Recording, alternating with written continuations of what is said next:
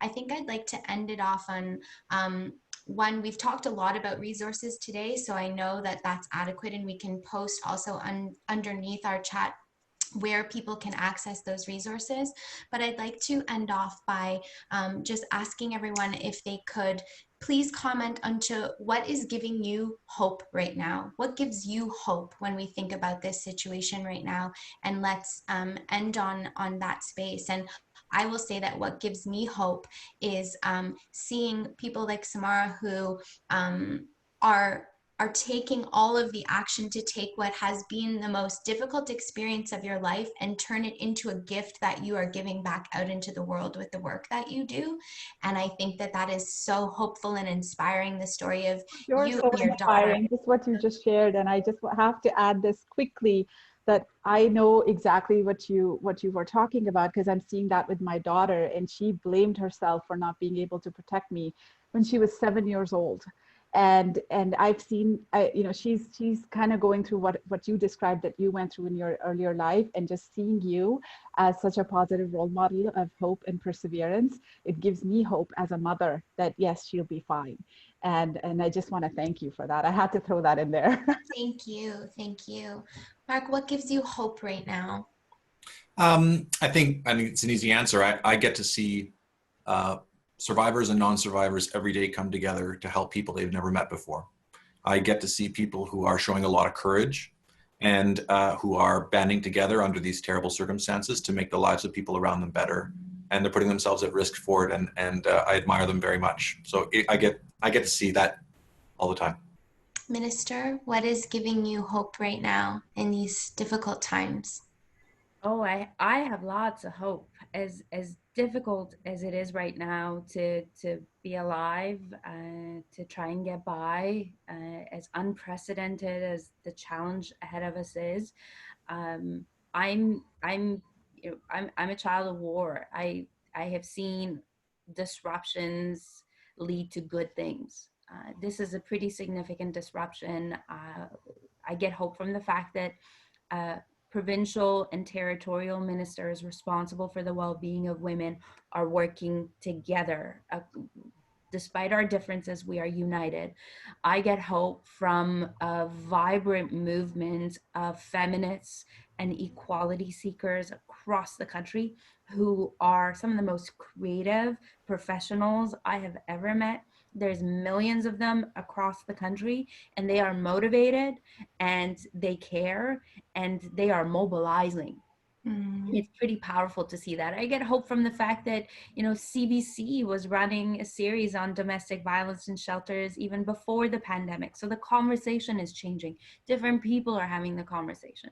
I get hope from survivors who have the courage to step up. I get hope from the fact that the government of Canada is listening and pivoting its response to what people are telling us on the ground. And, you know, 24 years ago this week, my family came to Canada, and a single mom with 3 girls, we ended up having to stay at a YWCA shelter in Peterborough, Ontario.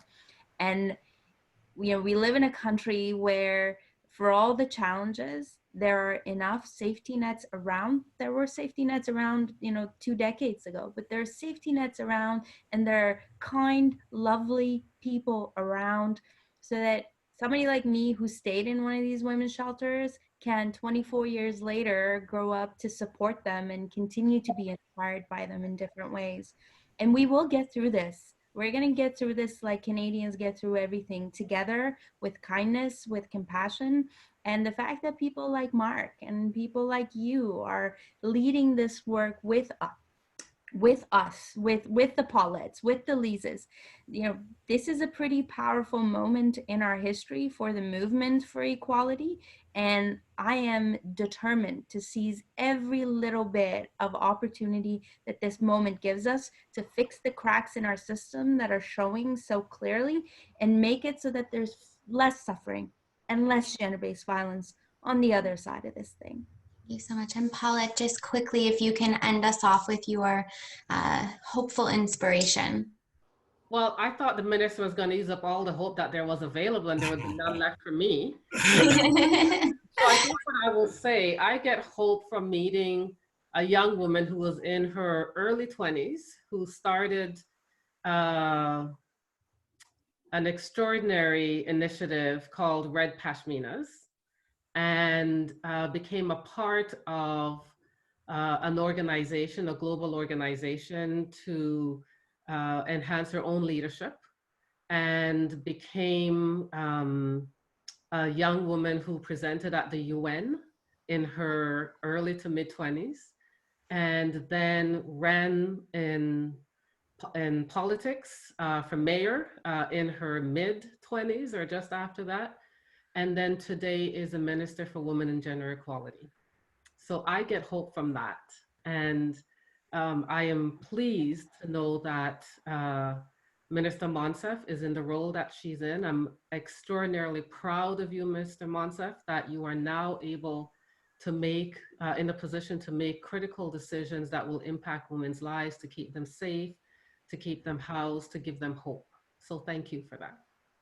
Thank you everyone for joining us today. It is Giving Tuesday, so please do think about the wonderful organizations and charities that do great work across this country. Whatever cause you feel drawn to give, please use today to even give a small bit. And of course, Shelter Movers is a national charity that is doing such fantastic work under the leadership of Marc here with us. So I know I will be using my Giving Tuesday dollars to support Shelter Movers. Thank you for joining us. Thank you, Minister Paulette, Samara, and of course, Marc, for helping gather this. Let's have a blessed day, and there are resources available. We encourage everybody to find that courage and hope and keep fighting to make this country all that it can be and more.